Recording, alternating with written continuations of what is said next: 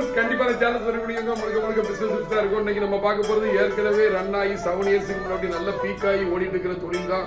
இன்னைக்கு 2025ல என்ன ஸ்டேட்டஸ்ல இருக்குங்கிறத பார்க்க போறோம். இன்ஸ்டாகிராம் ஆகட்டும், எந்த இதுல யூடியூப் எதுலனாலுமே பாத்தீங்கன்னா சர்ச் பண்ணீங்கன்னா பிரிக்கெட்டை பத்தி பெரிய பெரிய ஃபேக்டரிஸ் அதுல இவ்வளவு ப்ராஃபிட் அவ்வளவு ப்ராஃபிட் சொல்லிட்டு பெரிய அளவுல ப்ராஃபிட்ல போட்டிருப்பாங்க. பட் அதோட தொழில் வந்து இன்னைக்கு அதோட சிச்சுவேஷன் என்னன்னு கேட்டீங்கன்னா மூலப்பொருள் ரொம்ப ஷார்டேஜ்ல இருக்குங்க.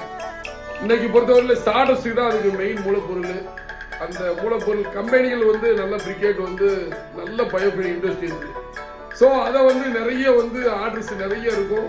கம்பெனி சைடு வந்து நிறைய ஆர்டர்ஸ் கொடுப்பாங்க. பட் நம்மளால ப்ரொடக்ஷன் வந்து எடுத்து கொடுக்க முடியாத காரணம் ஸ்டார்டஸ்ட் வந்து இன்னைக்கு வந்து ஷார்டேஜில் போயிட்டு இருக்கு. ஏன்னா அந்த நேரத்தில் முதல்ல ஸ்டார்ட் அப் பண்ணும் போது ஒரு சில ஏரியாவில் வந்து 2 கம்பெனி 3 கம்பெனி தான் இருந்தது. இப்போ பார்த்தீங்கன்னா சவுத் சைடு ஒரு 150-200 கம்பெனிஸ் இருக்கு. ஆனால் எல்லாத்துக்குமே வந்து 3 ஷிஃப்ட் ஓடுற அளவுக்கு மிஷினரி வச்சிருக்காங்க. ஆனால் ஒரு ஷிஃப்ட் கூட ஓட மாட்டேங்குது. நிறைய கம்பெனி பேங்க் பிளட்ல இருக்கு, நிறைய வந்து சேல்ஸ் இருக்கு. ஸோ இந்த கம்பெனியை பொறுத்தவரையில, இந்த பிசினஸை பொறுத்தவரையில, பிரிக்கெட் பிசினஸை பொறுத்தவரையில யார் வந்து ஆரம்பிக்கிறனாலுமே வந்து 6 மாசம் ஸ்டாக்கு வந்து நம்ம மூலப்பொருளை வச்சுட்டு செய்யுங்க.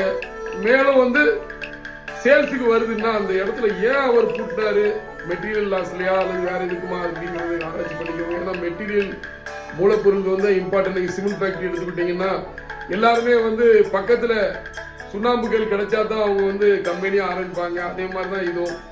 ஸோ இந்த தொழிலை பொறுத்தவரை லாபகரமான தொழில்.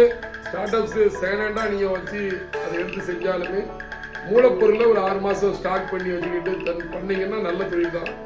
ஸோ இது ஒரு அவேர்னஸ் தான். இதான் இன்னைக்கு பிரிக்கெட்டோட 2025 ஸ்டேட்டஸ்.